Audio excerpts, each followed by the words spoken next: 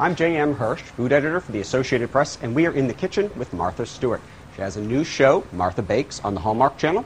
And I'd like you to tell me about it, but more importantly, I want you to tell me how to make a fantastic scone. Okay, well, the baking show really is to help our viewers understand, first of all, how to bake, but to understand that you don't have to sift through the thousands of recipes that are on the internet or in your cookbooks. I can help you. I think you'll be entertained and also learn a tremendous amount in this show. I'm a good teacher, and I think that this show shows that and really accentuates how important a good recipe is and how exacting a science baking is. And you like a good scone? I love a good scone. Okay, great. Okay, so very easy. There's a little technique that when I make biscuits or scones that I use the food processor. Okay. So you sift your flour, okay? This is 2 cups of cake flour. Yeah. Add to your 2 cups of cake flour 1.5 cups of all-purpose flour. Okay. Just keep that in there. Add 1 teaspoon of salt. Just dip in.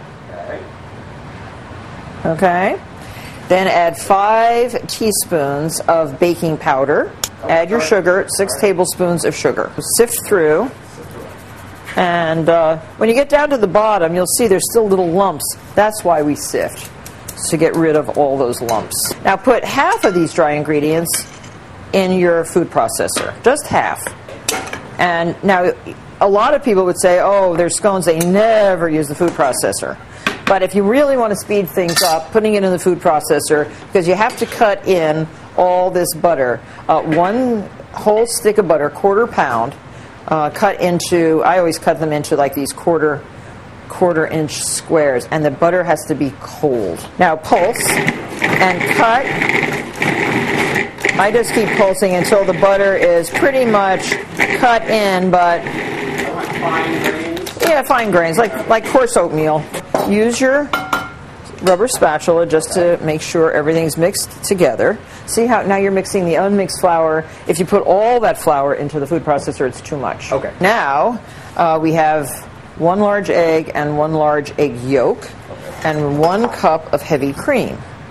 So now put that together. We have macerated 1 cup of dried currants with 2 teaspoons of orange zest and 1/4 cup of Grand Marnier.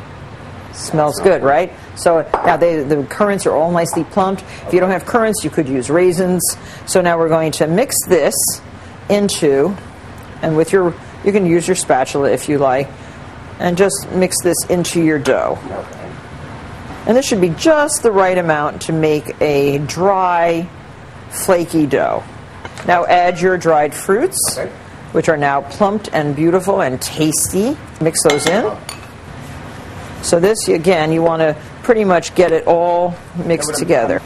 So now very gently with your hands, and you can flour your hands if you like off to the side. You don't want to put a lot of flour on this, because I find that excess flour toughens up the dough. We're going to roll this out with your rolling pin to approximately 1 inch in height. And you're going to cut, trying to conserve. Do these as closely as possible. First of all, you have to preheat your oven to 350. And then before you get these into the oven, you want to brush them with egg white and sprinkle with a coarse sanding sugar. Right into the oven, and when they come out, here, come on over here. And here's your scone. Oh, would you like to taste? Oh, please. Okay, choose which one you want. Okay, I want this one. See how nice it looks? That's really nice, and when you break it, it's crumbly and yet it doesn't fall apart. Very nice. See, nice texture. Here's your little plate. Yeah, and you can have butter on it. I love unsalted butter and some beautiful jam. Black. This looks like black currant. Oh, that's beautiful. We make all our jams. Very nice.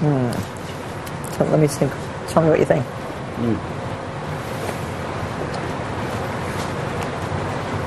Delicious. Good? Very good. Meet your Very expectations? Easy. Very much so. And it's simple. Yeah. I mean, that actually really was quite easy. So even a non-baker. You don't want to buy scones after this, right? No, not at all. And you can make tons of these, freeze them, and then just warm them in the oven in a wrapped packet. And they're just as good as fresh baked. Fantastic. Easy for mom.